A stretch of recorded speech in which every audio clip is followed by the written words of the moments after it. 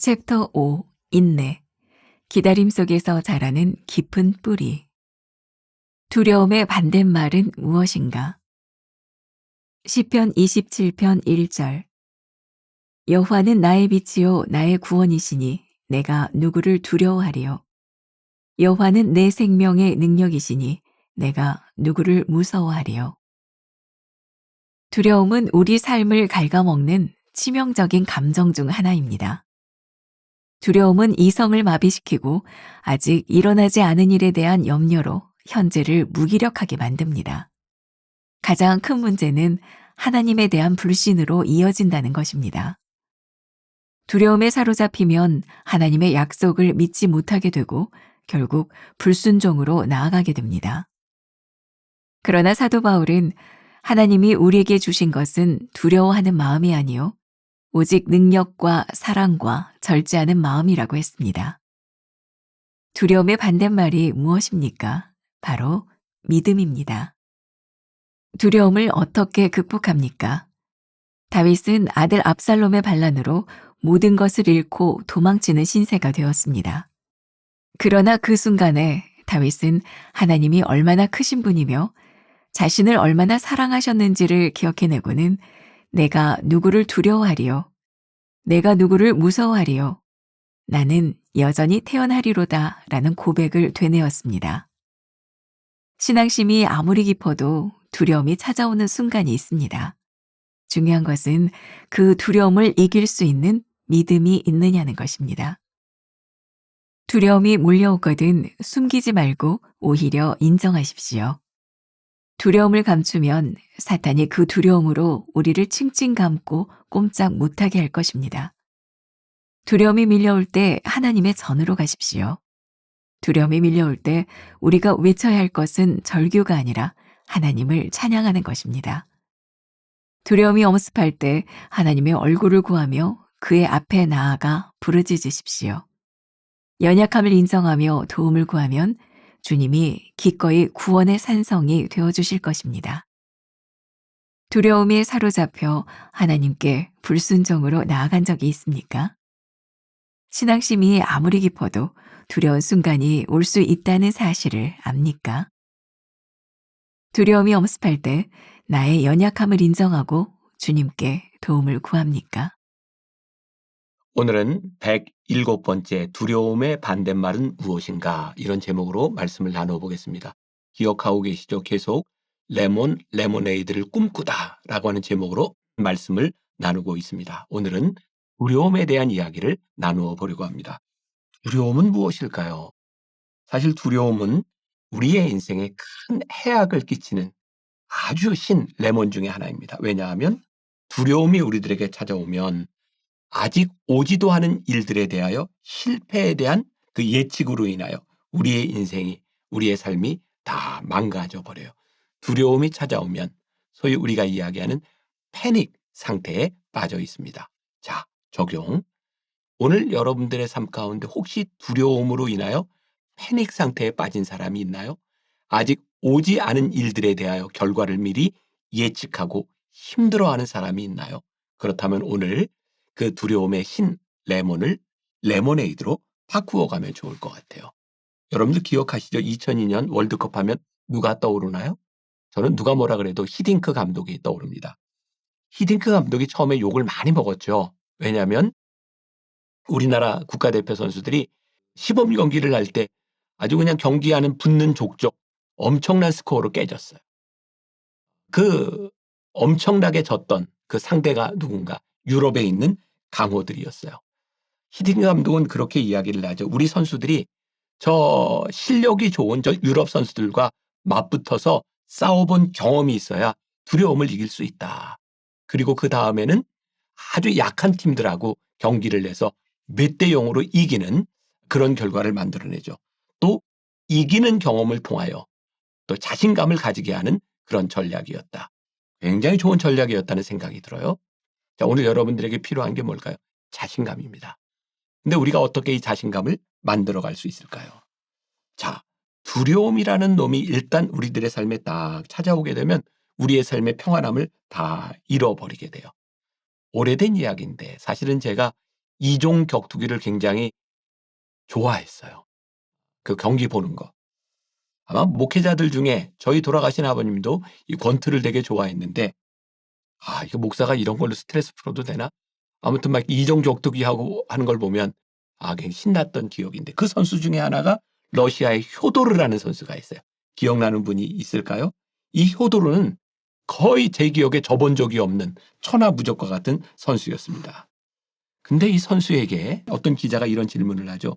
혹시 세상에 두려운 것이 있습니까? 그때 효도르가 이렇게 대답을 합니다. 다른 두려움은 없는데 가족에게 무슨 일이 생길까 두렵습니다. 흥미롭죠. 지금 가족에게 어떤 일이 생긴 것이 아닌데 가족에게 어떤 일이 생길까봐 두렵습니다. 그 두려움 가운데서 그는 늘 승리하는 사람이었지만 어렵게 그렇게 인생을 살았던 것 같아요. 그리고 보니까 우리들에게 일어나는 많은 염려, 두려움으로 인하여 일어나지 않은 일들에 대하여 우리들은 혹시 그런 패닉 상태에 있는 것은 아닐까. 두려움의 가장 무서운 적은 이 두려움이 전염성이 있다는 거예요. 내가 두려움을 느끼고 두려움을 이야기하면 상대방에게도 그 두려움이 전염되죠.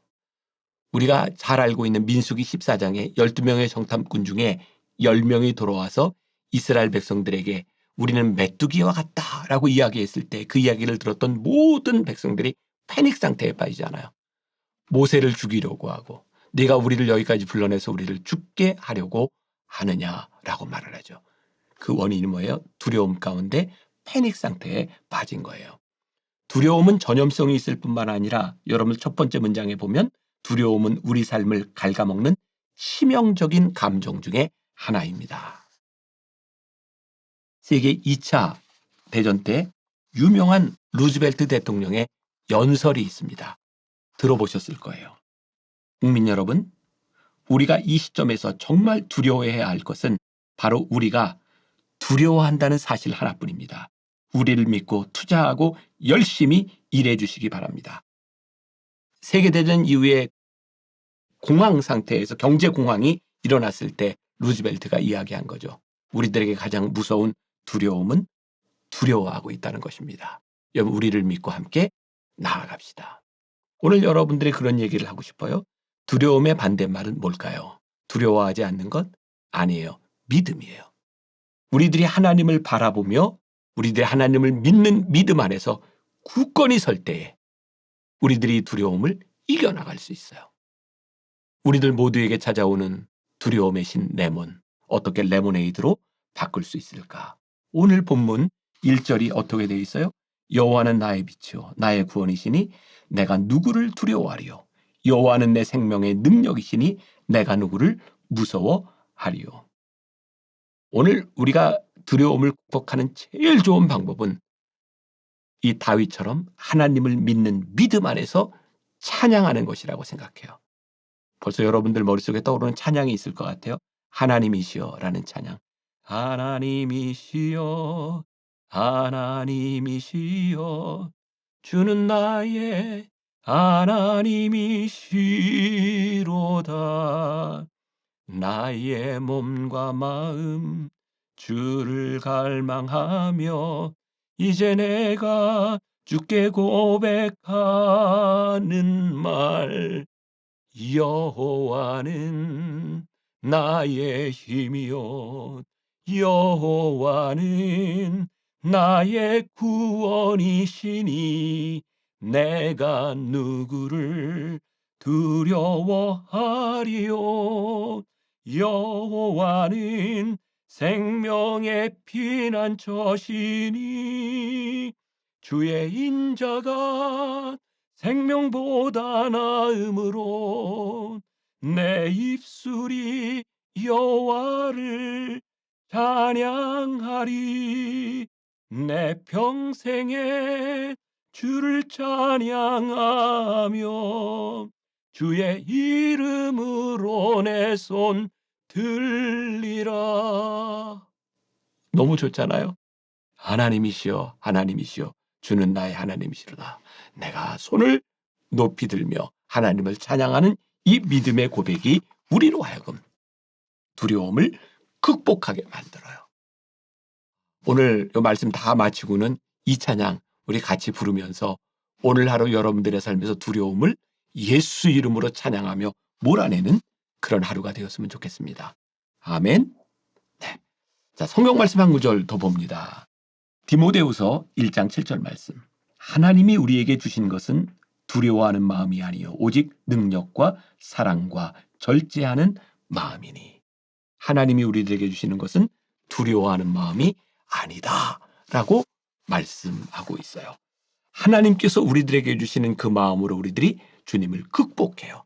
하나님 앞에서 우리들이 찬양하며 이 두려움을 극복하게 돼요. 우리 내려놓음의 저자 이용규 선교사의 고백인데 제가 너무나 와닿았던 부분이라 한번 읽어드리려고 합니다. 대학에 다니던 1980년대 후반은 시국의 급박성, 이념 갈등 등이 삶을 짓누르던 시기였다. 주위 사람들은 자유를 위해 농성 현장으로 나갔고 그런 상황에서 기독학생들은 자신이 기독인임을 떳떳이 드러내지 못했다. 지금 돌이켜보니 내가 신앙을 부끄러워한 근본적인 이유는 학내 주류 집단으로부터 분리되는 것에 대한 두려움 때문이었다. 대학에 입학하면서 술을 마시게 된 것도 같은 이유에서였다. 그렇게 세상을 의식하면서 살던 나를 일깨운 사건이 있었다. 학과에 공식 술자리에서 소주를 몇 잔 마시고 유행가 한 곡을 흥얼거리면서 집으로 가고 있었다. 문득 나의 걸음걸이가 흔들리고 있고 다음날 주일학교 공각 공부를 인도할 준비가 돼 있지 않다는 것이 생각났다. 그리고 아이들의 모습이 떠올랐는데 그들 앞에선 내 모습이 무척 부끄러웠다. 그때 내 안에서 음성이 들렸다. 너는 아이들 앞에 서는 것만 부끄럽다고 여기니? 나는 매일 내 앞에 있었단다. 그때까지 하나님 앞에서 나의 행위를 부끄러워해 본 적이 없었다. 대학 생활에서 나의 행동 기준은 하나님이 아니라 세상이었다. 하지만 그날 밤 나는 그리스도를 선택한 순간 내가 세상과 충돌하기로 선택한 순간임을 깨달았다. 세상에 한 발 딛고 있으면 하나님의 빛 안으로 들어갈 수 없다는 것이 내게는 자명한 진리가 되었다. 두려움은 어디에서 찾아왔어요? 하나님을 향하지 않는 마음. 세상에 한 발을 디디고 살았던 마음. 하나님을 선택하는 순간, 하나님을 찬양하는 순간 우리들에게 찾아오는 레모네이드, 두려움을 극복할 수 있는 것. 오늘 본문의 다윗이 손을 들고 하나님을 찬양하고 예배했던 것처럼 하나님 앞에 서는 것만이 우리의 두려움을 이길 수 있다는 것을 우리들이 기억해라. 세 번째 문단에 두려움이 물려오거든 숨기지 말고 오히려 인정하십시오. 오늘 시편 27편의 기도가 그렇잖아요. 하나님이시여 나의 하나님이시여. 다윗이 왜 기도를 하고 있어요? 하나님 저 두렵습니다. 여호와 하나님이 나에게 구원이 되셔서 내가 이 두려움 가운데서 선포합니다. 누구를 두려워하리요? 하나님 앞에서 내가 무엇을 두려워하리요? 이 말은 뭐예요? 두려움의 감정을 고백하고 두려움을 이겨나가는 거예요. 오늘 하나님 앞에서 하나님 저 이거 두려워요. 이 사람 때문에 힘들어요. 그러나 내가 주님 앞에 찬양하며 내가 누구를 두려워하리요? 이렇게 고백해보라. 다시 한번 말하자면 이 두려움의 레몬이 우리들에게 찾아오는 것은 이상할 것이 없다. 그런 찬양도 있잖아요. 괴로울 때 주님의 얼굴 보라. 사랑의 주님 바라보아라. 언제? 괴로울 때. 괴로움의 레몬이, 두려움의 레몬이 우리들에게 찾아올 때 주님의 얼굴 바라보아라. 두려움의 반대말은 뭐라고요? 믿음이라고요.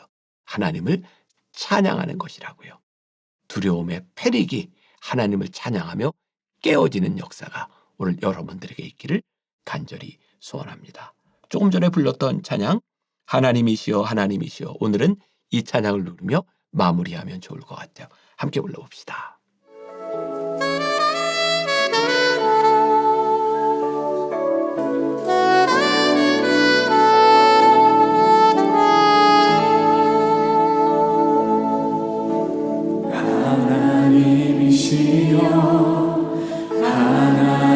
하나님이시여 주는 나의 하나님이시로다.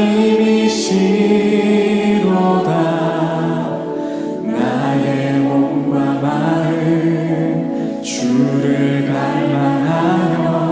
이제 내가 주께 고백하는 말 여호와는 나의 힘이요 여호와는 나의 구원이시니 내가 누구를 두려워하리요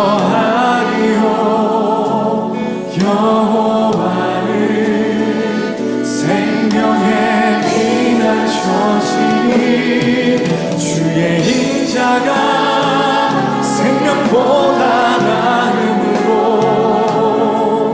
내 입술이 여호와를 찬양하리 내 평생에 주를 찬양하며 주의 이름으로 내 손 들리라 하나님이시여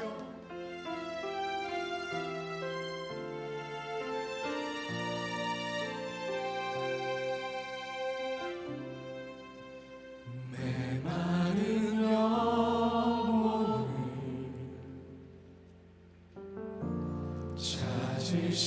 찾으시는 음성 따스한 숨결로 시선으로 내 이름을 부르시네 시린 세상 속에 홀로 서 있던 나 비로소 느끼네 그의 손이 항상 나를 붙드셨네 보이지 않는 손 날 이끄시니 전능자의 능력 하나님의 손길 내 능력이 아닌 오직 하나님의 능력 그의 손으로 인도하네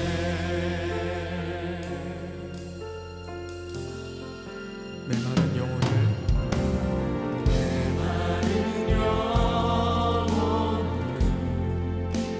찾으시는 음성 따스한 숨결로 시선으로 내 이름을 부르시네 시린 세상 속에 홀로 서 있던 나 비로소 느끼네 그의 손이 항상 나를 붙드셨네 보이지 않는 손 날 이끄시니 전능자의 능력 하나님의 손길 내 능력이 아닌 오직 하나님의 능력 그의 손으로 다시 한번 보이지 않는 손 분명히 나를 이끄시는 전능자의 능력 그것은 바로 하나님의 손길이었습니다 내